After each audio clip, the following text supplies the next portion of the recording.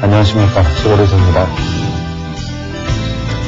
요즘 장안에 화제가 되고 있는 모 게이트에 연루된 대기업 경영자 한 분이 자신에게 쏠리는 의혹을 해명하는 자리에서 옹기장수 이론을 설명하셨다고 합니다. 이 옹기이론이란 어떤 분이 독을 사러 옹기장수에게 갔더니 옹기장수가 독을 엎어놓은 것을 보고 입구가 없으니까 어떻게 옹기장수가 입구도 없는 독을 팔려고 하느냐라면서 화를 내니까 옹기장수가 도로 뒤집어져 있는 독을 바로 잡아서 입구가 여기 있지 않습니까? 라고 설명하려고 뒤집으니까 이번에는 어떻게 밑빠진 독을 팔려고 하느냐 그러면서 화를 내고 가버렸다고 합니다. 이분이 말씀하신 것은 이것이 정상적인 독임에도 불구하고 엎어놓았을 때는 입구가 없다 하고 바로 놓으면 밑이 빠졌다 하니 이렇게 말하든 저렇게 말하든 결국 내가 아무리 진실을 이야기해도 그 말을 믿지 않는 것이 아니냐라는 요지의 말씀을 하신 것으로 보입니다. 그러나 이러한 어떤 옹기장수의 이론을 갖다 대기에 앞서 한국 굴지의 대기업의 최고 책임자라면 이러한 옹기장수 이론으로 궁색한 변명을 해야 할 만한 그런 처지에 놓이는 일 자체를 회피했어야 하지 궁색하게 옹기장의 이론을 대어서 이것이 내가 진실이 이렇다 저렇다라고 설명을 할 수 있는 그런 상황에 몰려있는 어떤 자신의 어떤 가벼운 처신에 대해서는 해명하지 않았다고 합니다. 우리 이런 점은 주식시장도 마찬가지인데 보통 시장을 설명하면서 중장기 상승 유효하나 단기 하락 예상된다. 혹은 단기 조정 예상되나 저점 매수하자. 이런 얘기들은 결국 사라는 얘기인지 팔라는 얘기인지 시장이 지금 좋아진다든지 나쁘게 된다든지 이런 방향성이 없이 소위 전문가라는 이름으로 피해나가는 이야기가 될 수 있는데 이러한 점은 제도권뿐만이 아니라 저를 비롯한 비제도권에 있는 사람들마저 어쩔 수 없이 그렇게 말을 해야 하는 국면인 것처럼 보입니다. 따라서 지금 시장을 이야기한다는 것 자체가 그 연루된 대기업의 경영자분이 옹기장수 이론에 대한 설명을 할 정도로 그런 어떤 궁색한 이야기를 하듯이 지금 시장에 대해서 전망을 얘기하시는 분들도 전부 어떤 궁색한 이야기를 할 수밖에 없을 정도로 난감하고 어려운 국면입니다. 이럴 때일수록 투자자들은 좀 더 냉정하고 차분한 마음으로 시장을 약간 한 발 물러서서 관망해보는 것도 향후에 내가 주식 투자에 있어서 좋은 경험이 되지 않을까라는 생각입니다.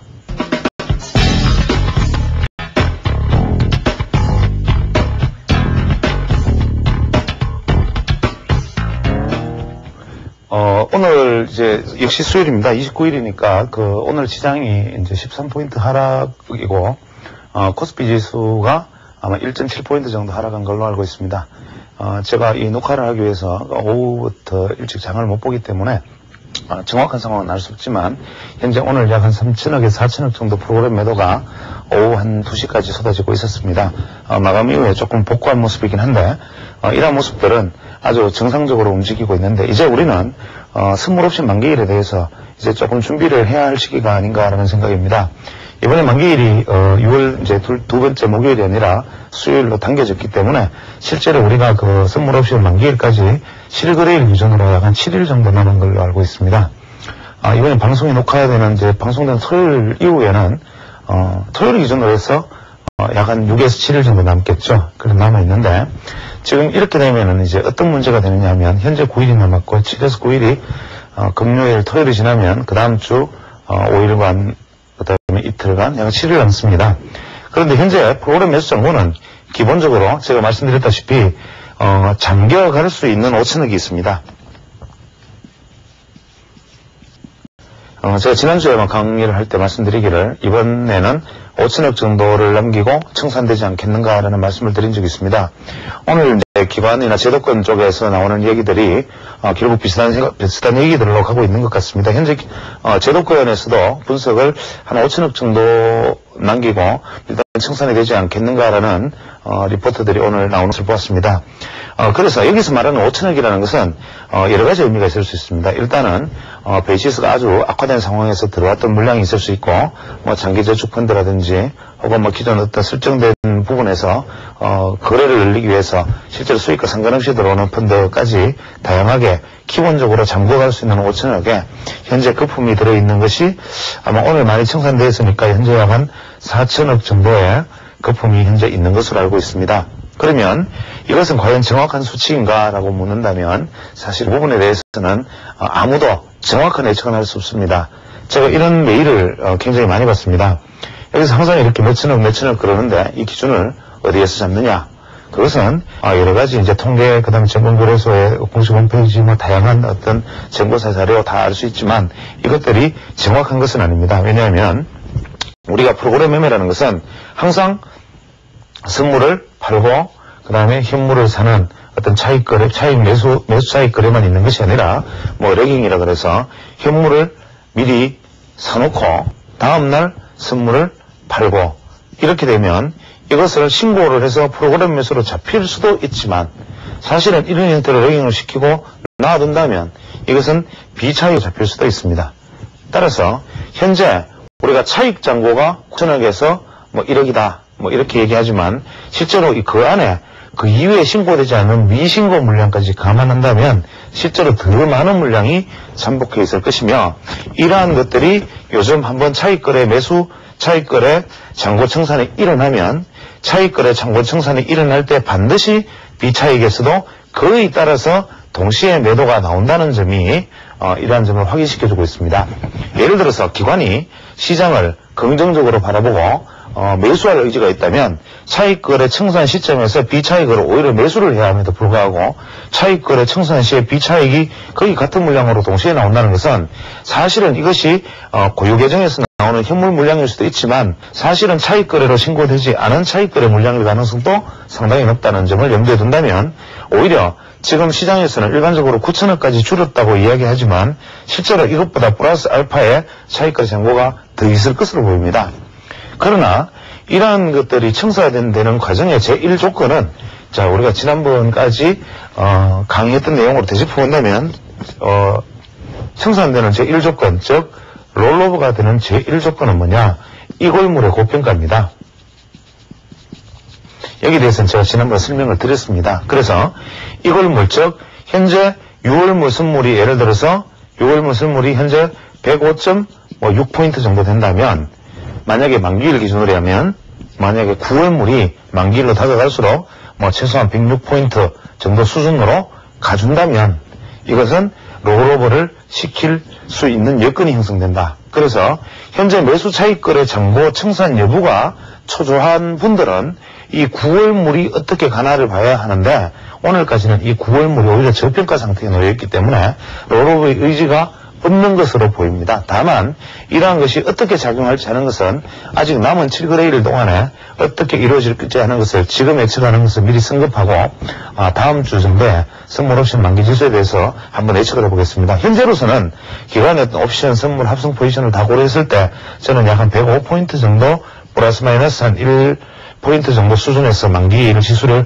맞아주는 것이 각 거래주체 입장에서 가장 이상적인 것이 아닌가라는 계산을 하고 있는데 그래서 제가 아마 현재 같은 경우 다소 좀 무리한 이야기지만 넓게는 105에서 110포인트 정도의 어떤 박스 안에서 움직이지 않을까라는 예상을 하고 있는데 이 105포인트가 하회되어 버린다면 시장의 포지션 설정은 다음 주에 다시 아래쪽으로 다시 재설정되는 모습을 보일 것입니다.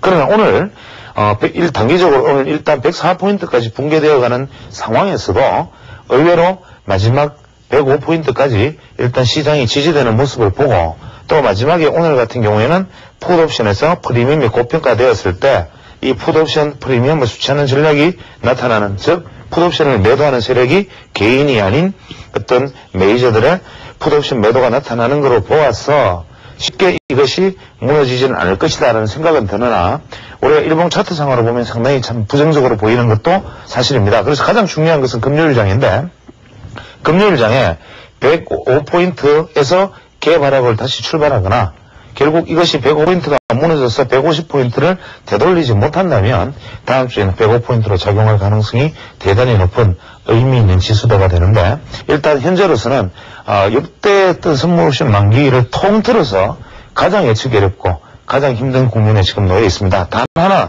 긍정적인 측면을 살펴본다면 현재 그렇다면 롤오버 되지 않고 일단 롤오버가 일부가 된다 하더라도 최소 향후 앞으로 많은 물량이 앞으로 한 6천억에서 5천억 정도의 매도가 나온다면 최소한 뭐 금요일은 이제 오늘 많이 틀었으니까 뭐 월요일이나 혹은 화요일 안에 또 한 번 대량의 매도가 나뉘어서 나오든지 대량의 매도가 나오든지 하는 형태로 가야 하는데 오늘 같은 경우에 장시 초부터 프로그램 매도가 증가되고 베이시스가 악화되는 모습을 보이고 후장 추가 악화의 가능성까지 엿보임에도 불구하고 상당히 많은 의미 있는 매수세가 유입되면서 시장을 오히려 어느 정도까지는 지지에 성공하는 모습을 보였습니다. 이것은 가장 이상적인 이런 롤오버의 물량 소화의 가장 이상적인 모습의 진영이었다라고는 볼 수 있습니다. 비록 지수는 13포인트가 하락하였지만 오늘 시장의 의미는 대형주, 즉 대형주를 중심으로 한 프로그램 매물을 의미 있게 소화한 장이다.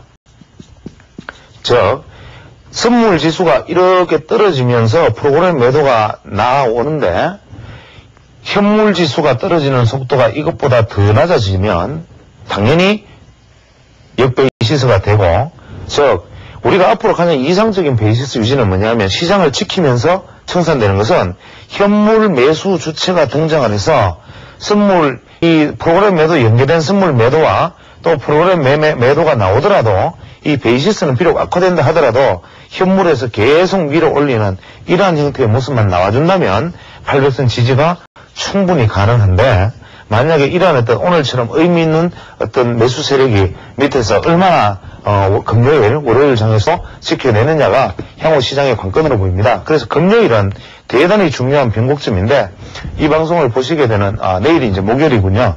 목요일, 금요일, 월요일, 화요일 이 정도 안에서 아마 목요일 내일 하루 건너뛰어서 금요일, 월요일 건너뛰어서 화요일 정도의 매물이 한 번 더 나올 때 이것을 어떻게 소화하느냐를 보고, 또 내일 목요일 장에서 방송을 보시는 날로부터 이틀 전이죠. 목요일이죠. 그날 기준으로 105포인트 상방에서 출발해서 위로 상승을 해주느냐, 105포인트에서 하락의 모습을 보이느냐가 다음 주 만기일에도 지대한 영향을 미친다는 점을 염두에 두면 되겠습니다. 그래서 시장에 대해서는 지금은 섣부른 예측을 할 수 있는 시기는 아니기 때문에 이러한 대응에 대한 어떤 관점에서 시장을 지켜보고 현재도 철저하게 일단 하락장에서는 철두철미하게 우량주만 상대해야 한다는 것. 대부분 우리가 차트를 보면 지금 현재 막 정권방송, 어떤 정권정보에서 보면 대부분 이러한 종목 추천합니다. 이렇게 상승해서 이렇게 와서 지금 현재 뭐 예를 들어 한 120일 이평선 정도를 붕괴시키고 있다가 이렇게 붕괴시키고 있다가 뭐 5일 이동 평균선이 현재 뭐 이렇게 돌리고 있으면 주가가 여기 와서 떨어졌다가 5일 이동 평균선 위에 이렇게 얹혀 있고 여기서 거래가 조금 증가하면 거의 대부분의 차티스트의 눈에는 이 종목이 좋아 보입니다. 거의 대부분의 차티스트 눈에는. 왜? 주가가 크게 하락해서 중기선은 대충 지지하는 모습을 보이고 5일 이평선이나 뭐 20일 이평선 위로 주가가 이렇게 상승해 있는 모습을 보이면 대부분 종목 추천은 여기서 나옵니다.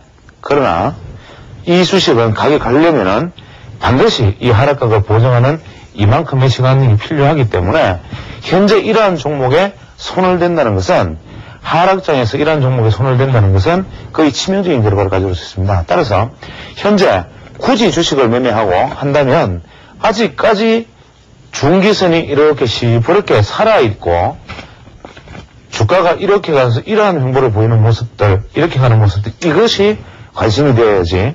지금 이렇게 가는 모습들에 관심을 보인다는 것은 나중에 이러한 종목들은 중기적으로 지지받고 재상승을 가는 과정은 이렇게 흘러가기 때문에 현재 이렇게 있는 종목들이 되올라가는 것에 비하면 리스크라든지 뭐 수익률을 생각했을 경우에는 비교도 되지 않는 것인데 현재 내 눈에 좋아 보이는 차트, 하락한 종목 중에 곧 반등할 것처럼 보이는 차트들에 기억되는 일이 없도록 하시는 것이 가장 중요합니다. 그래서 제가 오늘 이제 말씀드릴 어떤 거래량에 관한 이야기를 하면서도 대단히 조심스럽습니다. 지금 제가 모처럼 이렇게 쪽지를 하나 들고 나왔는데 이렇게 쪽지를 들고 나온 가장 큰 이유도 보통 이런 거래량과 관련된 혹은 어떤 기법이라는 이름으로 관련된 이야기들은 차트를 실제 사례를 두고 말씀드리는 것이 훨씬 더 이해가 쉽고 이것이 어떤 것이구나라는 것을 알기가 쉽지만 반대로 그만큼 대단히 어떤 독소적인 측면이 있습니다.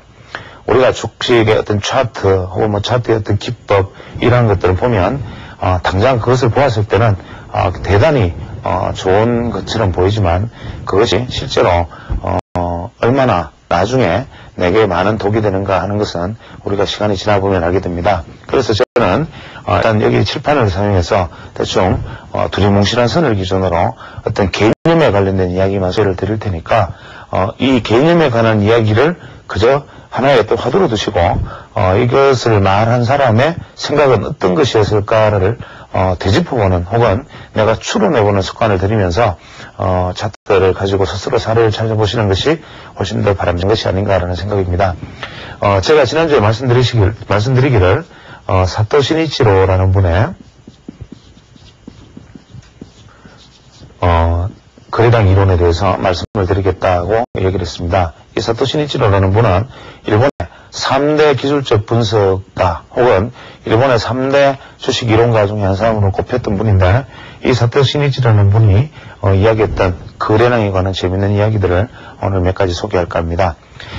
이분이 말씀하신 것은 제일 먼저 우리가 지금 현재 국민은행 차트 같은 것이 대표적인 사례가 되겠습니다만은 예를 들어서 주가가 이렇게 상승을 해서 횡보 하락 과정을 거치면서 고점을 한 차례 형성을 하고 주가가 이렇게 횡보를 보일 경우에 이 주식은 제가 일전에 말씀을 드리기를 국민은행은 이렇게 지켜보다가 이 고점을 돌파해서 나가면 일단은 매수를 하되 이것이 만약에 되돌아 들어와서 트랩을 만들면 트랩을 만들면 굉장히 부정적이고 이 하방을 이탈하면 초강력 매도를 해야 된다라는 말씀을 드린 적이 있는데 물론 국민은행이 현재 시장의 어떤 방향타를 가지고 있습니다. 현재 국민은행이 이렇게 상승할 것을 기대하는 것은 시장이 살아날 것을 기대하는 것이고 국민은행이 이렇게 간다면 앞으로 시장은 700대의 지수대에서도 한참 밑에를 바라보게 해야 하는데 이 이유는 뭐냐면 우리가 보통 우리가 주식의 차트를 보면 패턴만 바라보게 되죠. 그러나 대부분 이런 식의 차트들을 보게 되면 어떤 하나의 어떤 상승 고점에는 반드시 증가된 어떤 거래량이 반드시 나타나 있습니다. 이러한 형태의 거래량들이 나타나 있겠죠. 그러면 현재 가장 큰 고점을 형성된 이 부분에 이렇게 고점이 있고 이러한 어떤 형태의 우리가 거래가 지금 지속되고 있었습니다. 그러면 우리가 지금 이 국민은행에서 이 국민은행 차트에서 보아야 할 것은 뭐냐? 이러한 어떤 상승 진행형의 패턴 박스를 진행해 나가다가 박스를 돌파하는 것을 매수 시점으로 삼는다라는 것은 우리가 패턴으로 보는 것인데 만약에 이것이 하향 돌파했을 경우에는 이 지점에서는 만약에 상향을 하더라도 이 지점에서는 절대로 주식을 사지 않는다. 즉 완전하게 다시 여기를 돌파하기 전까지는 이 종목은 그때부터 보아서도 안 된다는 이유가 어디에서 나오느냐 하면 바로 거래량에서 나옵니다. 왜냐? 단순하게 쉽게 생각해도 여기서부터 여기서 이 많은 양의 거래들은 바로 여기를 굉장히 강력한 매물벽으로 만들어주기 때문에 이것을 돌파를 하면 붕괴하기도 굉장히 어렵고 지적을 계속 보이면서 상승할 가능성이 높기 때문에 국민은행을 주목해야 됩니다라고 말을 하지만 반대로 이것을 이탈하였을 경우에는 항상 어떤 종목이 그렇듯이 여기서 되돌아가거나 여기서 트랩을 만들어서 다시 돌파하거나 이렇기를 기대할 수가 없다. 이유는 여기서 이 만들어진 이 거래를 청산하는 시간은 긴 시간이 필요할 것이기 때문이다. 그래서 이런 경우에는 이 거래량의 매물 압박에 의해서 계속적으로 하락하기 때문에 반드시 거래가 많이 형성된 횡보박스를 하향 이탈한 종목은 그때부터 모아서는 안 된다라고 이분이 제1법칙이라는 이름으로 얘기를 했습니다.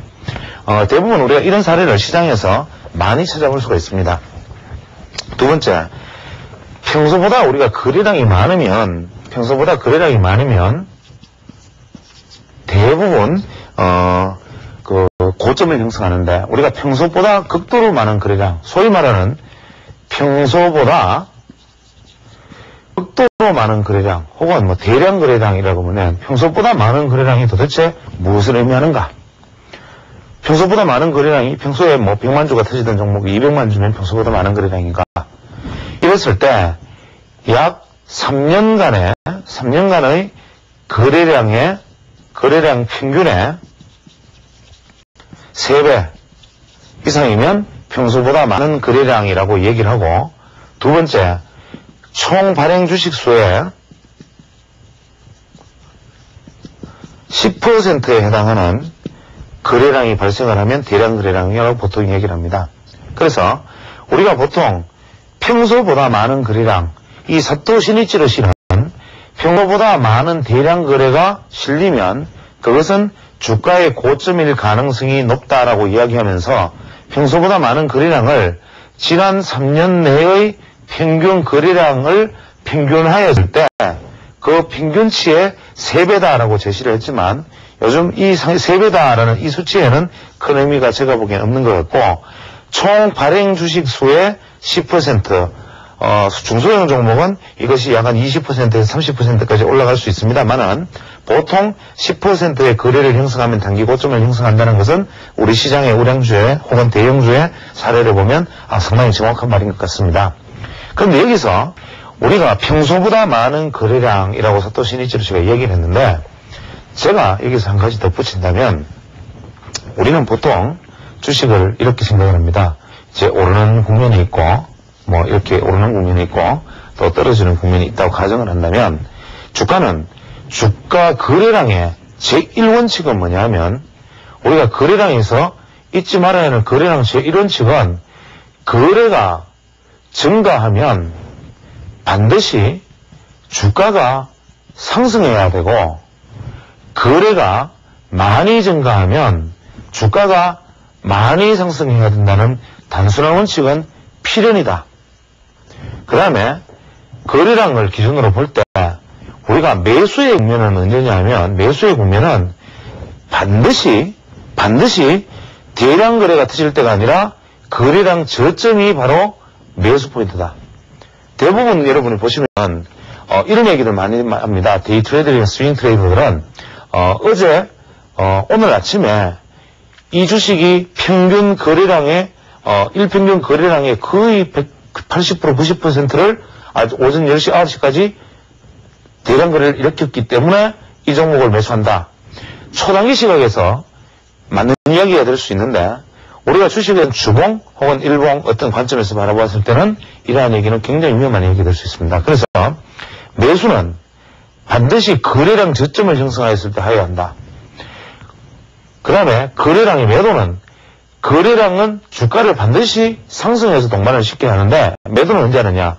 거래가 증가하였는데 주가가 못 오르면 이것은 매도 포인트다. 이것은 거래량 분석에 있어서 가장 기본적인 것입니다. 그 다음에 거래량에서도 또 두 번째 중요한 것은 뭐냐면, 거래량에서도 이 4가지 봉우리, 즉 3봉의 법칙이 적용이 된다는 거죠. 예를 들어서 우리가 주가가 상승을 하는 과정을 한번 지켜봅니다. 어떤 주식이 이렇게 상당히 이제 하락하였다가 이렇게 상승하는 과정을 거치는데, 이 앞에서 거래가 한번 증가되는 모습을 보였을 것이고, 이쪽에서 이제 거래가 많았겠죠. 여기서는 많았다가 거래가 이제 주가가 떨어지면서 거래가 줄어들기 시작하고, 여기서는 이제 바닥 거래량을 형성한 다음에 주가가 한번 상승하는 제1국면이 만듭니다. 그래서 제1국면이 만들고 추세 2국면이 이쯤에서 다시 한번 일어날 것이고, 추세 3국면이 이쯤에서 일어나면 이 3단 패턴으로 거래량이 증가를 하는데, 이렇게 3단 패턴의 거래량 증가가 나타나면서 거래량이 우리가 주가의 게이트에 도달을 하면 이 주식은 상승하지 못한다. 이 사토 시니치로 씨는 이 게이트를 우리가 관문이라는 이제 한자어로 표현을 했는데, 주가에는 이분의 이치에 따르면 주가는 관문이 있다. 그 관문은 의미 있는 선이다. 즉 예를 들어서 이렇게 봉이 하락을 하다가 뭐 이렇게 하락을 하면 이 자리가 한 개의 관문이 될 것이고, 또 이렇게 봉이 모이다가 갭하락을 한 자리가 또 있으면 여기가 또 하나의 관문이 될 것이고, 또 주가가 이렇게 긴 윗꼬리를 남기면서 이렇게 가면 여기가 하나의 관문이 되는데, 이 관문을 돌파할 때는 반드시 이전 거래량을 넘어서야 한다. 즉 예를 들어서 이 관문을 넘어서는 데는 이 거래량을 넘어서는 거래량이 필요하고, 이 관문을 넘어서는 데는 이 거래량을 넘어서는 거래량이 필요하고, 이 관문을 넘어서는 데는 이 거래량을 넘어서는 관문이 필요한데, 만약에 이 3개의 혹은 4개의 관문이 만약에 주어져 있다고 가정을 한다면, 이것은 제가 변형해서 말씀드리자면, 이 게이트를 통과하는데, 돌파하는데 절대로 3번 이상의 시도는 관문 돌파의 실패로 연결된다. 즉 우리가 주식을 상승하였으면 더 많은 거래량이 돌파되어서 가는 것은 당연하고, 여기서 더 많은 거래량이 돌파되는 것은 상관이 없으나, 이것이 상승할 주식이라면 이익 실현은 여기서 상승하였을 때, 여기 상승하였을 때 이익 실현이 끝나고, 이 정도의 주식을 보유한 사람들은 매도자가 감소하기 때문에 주가가, 거래가 아주 감소하는 상황에서 관문을 돌파해서 마지막 관문 돌파 거래량이 나타나고 다시 거래가 줄어드는 현상이 나와야 주가가 상승을 하는 것이지, 각 관문에서 거래가 증가해서 3개의 큰 관문을 추세를 만들어버리면 이 관문 게이트까지 돌파하지 못했다면 이 주식은 실패한다. 뭐 이런 얘기를 할 수도 있습니다. 두 번째, 우리가 거래량을 제일 중요한 것은 말씀드렸다시피 상승하지 못하면 나쁘다. 그 다음에 우리가 어떤 부분에 있어서는 그 상승 주가가 이렇게 하락을 하였다가 상승을 이렇게 해나가는데, 여기서 거래가 이제 한번 증가되고, 또 뭐 여기서 거래가 한번 피크가 일어나고, 또 이쪽에서 거래 피크가 있었다고 가정을 하면 거래 피크는 3번으로 끝나고, 여기서 더 넘어서는 거래량이라는 것은 최저 지난 3년간의 최고 시세를 돌파하기 위한 어떤 거래량 이외에는 다시 일어날 수 있는 고점 거래량 피크는 없는데, 그럼 이후부터는 거래량 피크가 이제 감소하기 시작하는데, 거래량 피크가 감소하면 이 거래량 피크가 감소할 때까지 주식이 버텨줘야지, 만약에 거래량 피크가 감소하면서 주가가 하락을 한다면 이제는 다시 하락 국면으로 접어들 것이다. 그래서 주가가 여기서는 우리가 두 가지 사례를 볼 수 있는데, 여기서 주가가 횡보를 하는 경우와 거래 피크는 감소하는데도 주가가 계속 상승을 해버리는 경우가 있습니다. 이 경우는 어떤 경우냐면, 이 거래 피크가 상승으로 3번의 피크가 일어났으면 하락 피크도 거래량이 한번 늘었다가 또 다시 한번 거래량이 늘었다가 이 추세를 완전히 벗어나서 여기에서 생긴 것을 거래량 저점이라고 부르지, 우리가 이 거래 피크에서 거래가 여기 감소했다고 해서 이것을 거래량 저점으로 얘기하지 않는다. 거래량 저점은 매수 시점이라고 얘기하지만, 이 거래량은 피크가 감소하면 이 3개의 피크를 만든 다음 이 피크를 벗어난 상태에서 이 이전의 저점을 계속 저점을 하회하는 신저점을 만드는 거래량, 이것이 거래량 저점이다. 그런데 이렇게 거래량 저점을 형성해 나가는 과정까지 주가가 횡보를 해준다면, 예를 들어서 제가 국민은행의 사례를 말씀을 드렸는데, 이것은 재상승에 또 여지가 있는데, 이것은 뭐냐면 더 이상 추가 상승을 기대하는 사람들의 보유의지도 있지만, 제일 중요한 것은 뭐냐면, 이럴 때 횡보를 하는 것은 기관 투자자의 매집에 의한 상승 혹은 횡보다. 즉 주가가 피크를 형성하고 피크가 감소하면 당연히 주가는 하락 조정을 받아야 함에도 횡보나 상승으로 이어지는데, 이럴 때 가장 정상적인 방법은 이점에서 피크가 감소할 때 매도를 하고 기다리는 것이다. 왜냐하면 이렇게 버티다가 소수의 매도 세력만 나타난다 하더라도 이미 힘의 균형이 평평하게 맞춰져 있기 때문에 주가가 하락할 우려가 있기 때문에 최소한 피크를 완전히 벗어날 때까지 기다렸다가 여기서 재매수하는 것이 물론 원칙인데 이때도 계속 더 올라버리는 수도 있다. 이유는 이 앞에 있는 거래량 피크들은 이 물량이 기관 투자자들에 의해서 장기 펀드로 잡혀 먹혔기 때문에 이 거래량 피크의 감소에 의해서도 주가가 횡보나 상승할 수 있는데 이 경우는 반드시 기관 투자자가 선호하는 기관 투자자의 선호 종목들에 해당된다. 그래서 거래량 피크가 감소함에도 불구하고 주가 상승을 기대하거나 거래량 피크가 감소함에도 불구하고 나중에 2차 상승을 기대한다면 그것은 내가 가지고 있는 종목이 우리가 기관 선호주의인가 아닌가라는 점을 유시 있게 한번 살펴봐야 될 것입니다. 그 다음에 거래의 피크와 주가의 상승은 아까 말씀드린 대로 우리가 거래 피크가 그러면 다시 원칙으로 들어간다면 거래는 세 번째에 피크가 일어났는데 이 피크와 주가의 상승이 맞물리고 다음부터 피크가 감소를 한다면 이것은 일단 매도 국면이다. 다음에 이것은 무슨 말이냐면 여기에서 이 매물을 상회하는 매물, 또 거래가 없이는 즉 이 매물을 상회하는 거래가 없이는 주가 상승은 불가능하다는 얘기나 똑같습니다. 그래서 이것과 이것을 상회하는 거래, 즉 이 추세를 극복하는 또 다른 거래량 피크가 나타나지 않는 한 거래량의 고점은 주가의 고점일 것이다 라는 것이 이분이 말씀하시는 거고 우리가 일반적으로 이야기하는 거래량 이론과도 거의 일치합니다.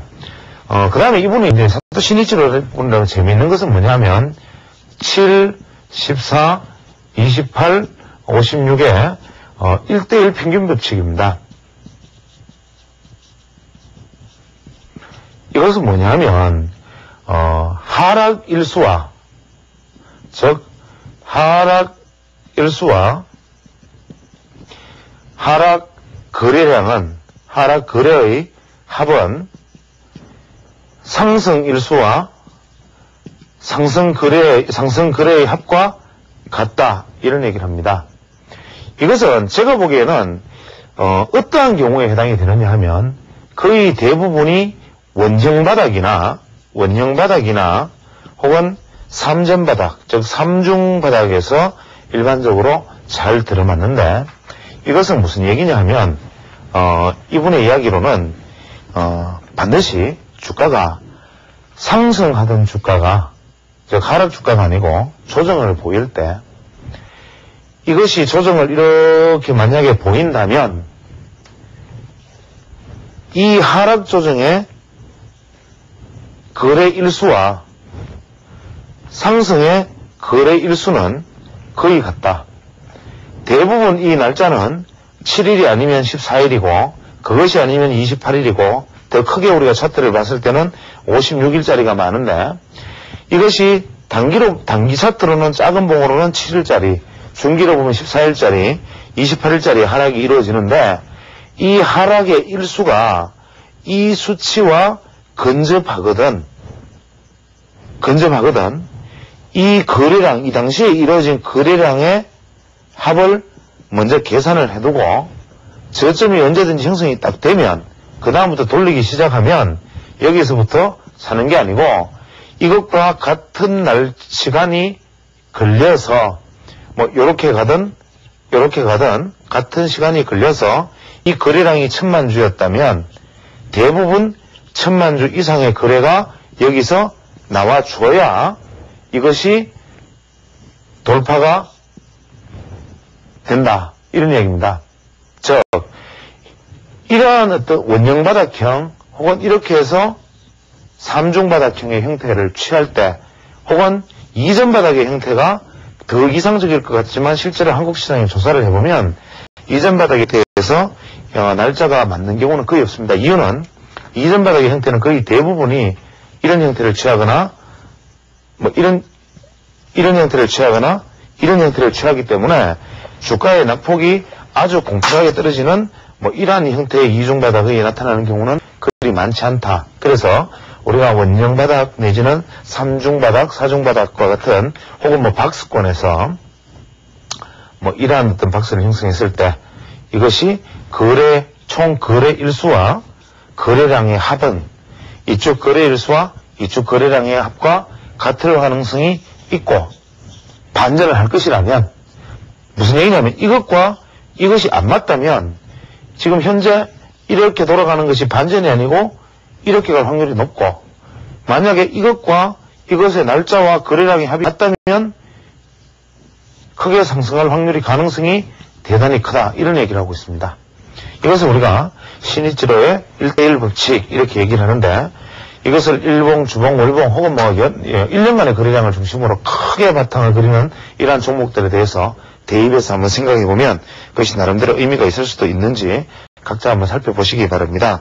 그 다음에 만약에 이런 어떤 경우도 있을 수 있죠. 상승하던 주가가 이렇게 하락 조정을 보이면 아까 말씀드린 신의지로 씨의 이야기 중에 여기 말하는 이 거래량과 이 거래량은 같으면 상승할 확률이 높은데 예를 들어서 여기 이 A 구간의 거래량과 이 B 구간의 거래량이 있는데 A 구간의 거래량이 예를 들어서 1000만 주다. B 거래량의 구간이 500만 주다. 그럼 우리는 어떻게 판단해야 되느냐? 이것은 넘기 어렵다. 당연히 주가는 이렇게 갈 것이다 라고 생각을 하는데 의외로 만약에 우리가 소형주, 특히 소형주가 아닌 대형주에서는 기관 선호주이면서 유통 물량이 많지 않은 종목, 현재 우리 시장 같으면 뭐 SDI 뭐 이러한 종목들이 해당이 되겠네요.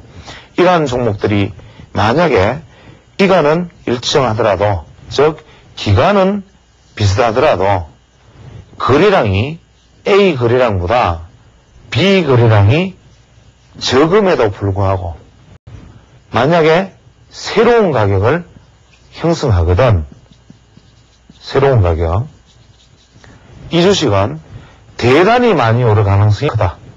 이런 얘기를 합니다. 이것은 뭐냐면 이미 수급이 대단히 양호하기 때문에 이 폭만큼을 상승을 시키는데 필요한 거래도 없이 이 하락 구간은 매집이었기 때문에 여기서 새로운 가격만 형성한다면 대단한 상승을 불러일으킬 가능성이 크다. 이런 얘기를 합니다.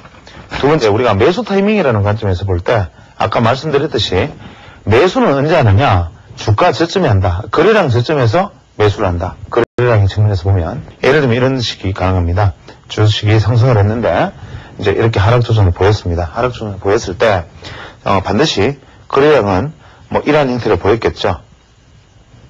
보이고 그 다음부터 이제 조정을 보일 때 이러한 어떤 포인트를 보였다면 제가 말씀드린 대로 하락 조정을 보이는 종목은 피크가 형성되고 이 피크를 벗어나서 저점 거래량을 형성을 하면 이때가 바로 매수의 자리인데 이 피크 이후에 거래량 감소해서 매수를 하는 것은 어리석은 일이고 이건 역시 마찬가지 설령 이게 좀 벗어났다 하더라도 이것은 추세가 이쪽으로 연장될 뿐이죠.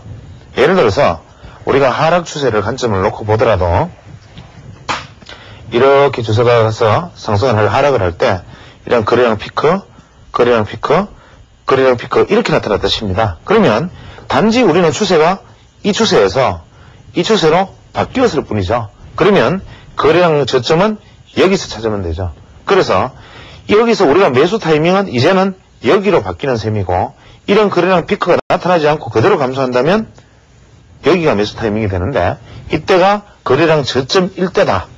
그러면 거래량 저점이 나오면 그냥 매수하느냐? 그게 아니라 여기에서는 어떻게 하느냐 하면 우리가 보통 이런 얘기를 합니다. 거꾸로 거래량이 저점을 형성을 했을 때 저점에서 바로 매수하는 것이 아니고 거래량 그 저점의 매수의 급소는 여기서 거래가 바닥에서 거래가 터졌을 때 다시, 즉 주가가 상승을 해서 하락 조정을 어느 정도 일부 보이고 바닥을 형성했다는 것이 패턴으로든 기술적 분석으로든 감각으로든 주가의 바닥이 예상될 때 우리는 여기서 이러한 어떤 추세를 완전히 벗어난 거래량 저점을 형성했을 때 바닥이 예상된다 하더라도 여기서 매수하는 것이 아니고 거래량이 1피크를 제1거래량 피크를 형성한 다음에 거래량이 다시 저점을 줄 때가 바로 매수의 급소다. 즉 이 이야기는 뭐냐면 반드시 이 부분은 꼭 명심하셔야 되는데 거래량이 저점을 형성했을 때 이것이 거래량 최저라는 것을 누가 보장을 하느냐는 겁니다. 그래서 이 거래량이 최저를 기다린다는 것은 무슨 얘기냐면 매도 압력이 완충해서 매수 압력과 충돌해서 소멸되기를 기다리는 시점을 기다린다는 뜻인데 여기서 거래량 저점을 형성하더라도 돌출 거래량과 주가의 반등의 기미를 보여주는 피크가 나타나면 이때 바로 사는 것이 아니고 왜냐? 이것이 바로 주가의 바닥이 아니고 그 다음에 다시 또 거래가 바닥으로 가버리거나 과열의 피크가 나타나면서 상승 이후에 바로 꺾여버릴 수가 있기 때문에 주가의 피크는 언제냐? 매수의 급소는 주가 거래 바닥 이후에 거래가 피크가 제1피크가 일어나면 상승할 주식은 반드시 다음날 거래량 저점을 한 번 더 준다. 단 이때 거래량은 이 저점 거래량과 제1피크 거래량의 사이에서 놓이는 거래량이다. 이유는 여기서는 매수 압력이 강화되었지만 여기서 거래가 항상 주가가 하락에 있었던 것에 대한 반작용으로 여기서 매수한 단기 투자자들이 물량을 되돌려내고 내는 압력에 의해서 이 저점 거래량보다는 거래가 증가하지만 그렇다고 해서 거래 상승을 확신하지 못하는 매수 세력의 머뭇거림이 같이 작용하기 때문에 이 저점과 피크와의 사이에 들어오는 저점 거래량을 줄 때가 매수의 급소다. 이까지를 일단 진행을 하고 오늘 원래 제가 계획했던 분량의 3분의 1 정도밖에 진행 못했지만 다음 시간으로 넘기도록 하겠습니다.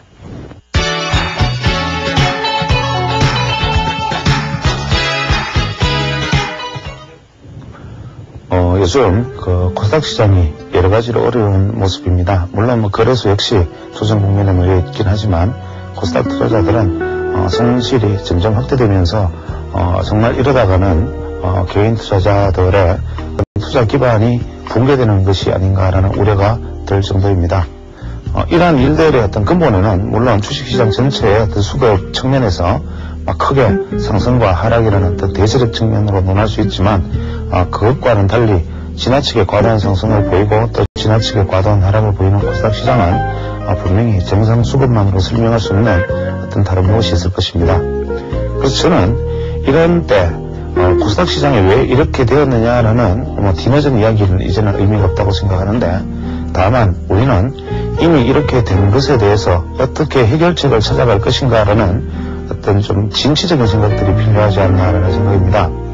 현재 투자자들이 할 일은 건전한 기업을 가리고 수익을 낼 만하고 살아남을 수 있는 장기적으로 우량한 코스닥 기업을 찾아내는 일이 되겠지만 현재 코스닥 기업을 경영하시는 경영자분들은 이 시점에서 투자자들에게 깊은 어떤 짐을 가지고 있다는 점을 한번 되새기면서 자기 자신이 기업을 운영하는 어떤 마인드라든지 혹은 사회 속에서 기업의 역할이라든지 내가 원래 초심으로 돌아가서 원래 벤치 정신으로 되돌아가지 않으면 이제 이러한 시장의 기반 자체가 다 같이 무너진다는 생각을 한 번쯤 해봐야 될 때가 아닌가 생각합니다.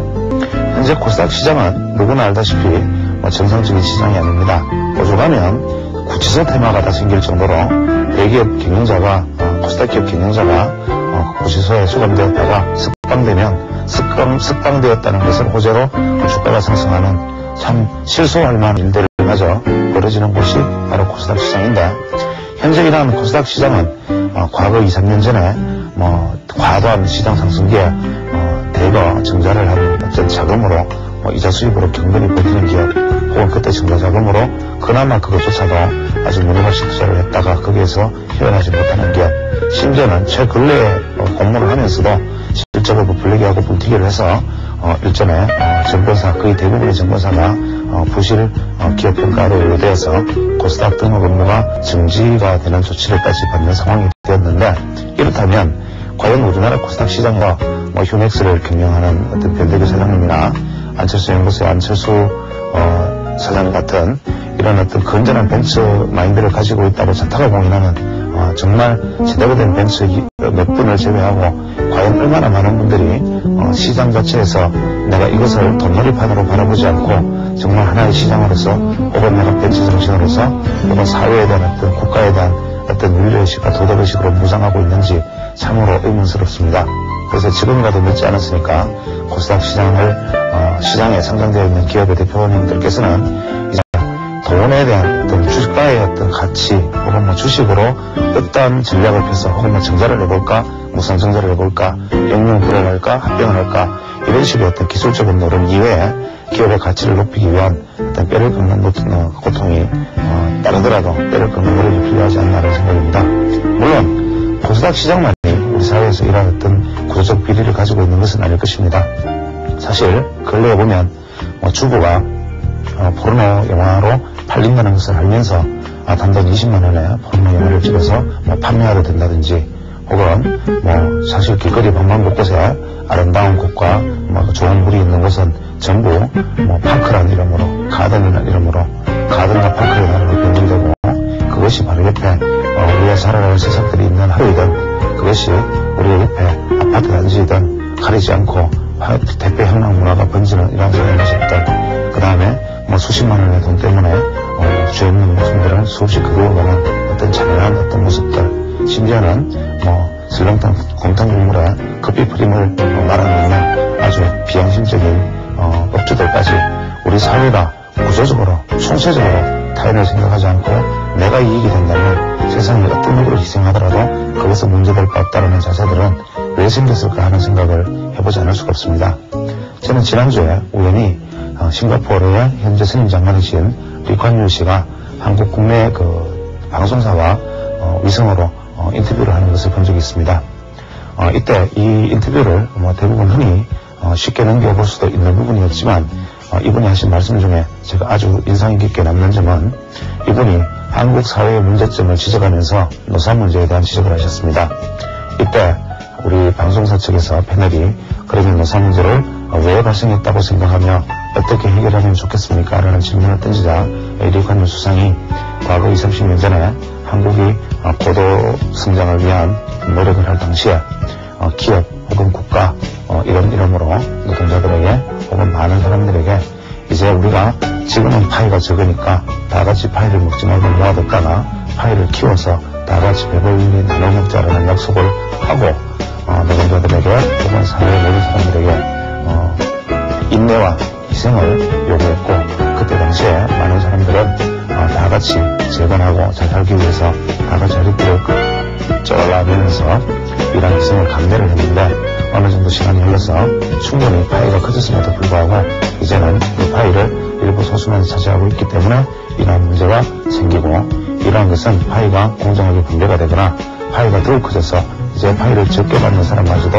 아무나 가져갈 수 있을 정도가 되어야 해결될 수 있을 것이다, 이런 얘기를 하는 것을 들었습니다.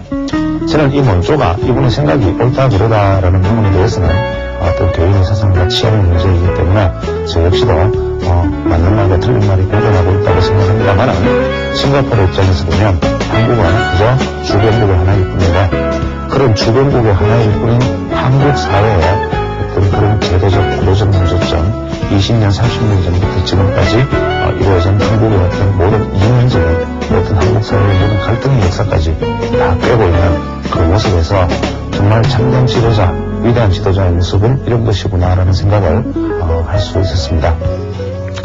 과연 우리가 어떤 시대에 이러한 우리 모두가 존경하고 따르는 그런 지도자를 한번 가져본 적이 있었는지 그 부분에 말씀을 보면서, 지금 역시도 싱가포르 리콴유 수상이 중국에 대해서 한마디를 하거나 어떤 경제에 대해서 한마디를 하면 그것이 국내 신문에 바로 보도될 정도로 그렇게 영향력이 있고 훌륭한 인물이 되어서 이제는 세계적인 지도자로 추앙받고 있는데, 이분은 지금 강대국이나 열강들의 어떤 간섭도 받지 않고 자기 자신의 국가를 아주 자주적으로 아주 뚜렷이 현명하게 이끌어가신 분이었는데, 왜 우리는 이런 지도자를 가지 못하고 우리 역사 속에서 무려 930번의 외침을 받는 세계사에서 유례없는 가장 많은 외침을 당해가면서도 언제나 우리는 우리 내부에서 분열과 내부에서 투쟁으로 일관되어 왔는가라는 데 대해서 참으로 뼈아프게 생각하는 부분이 있습니다.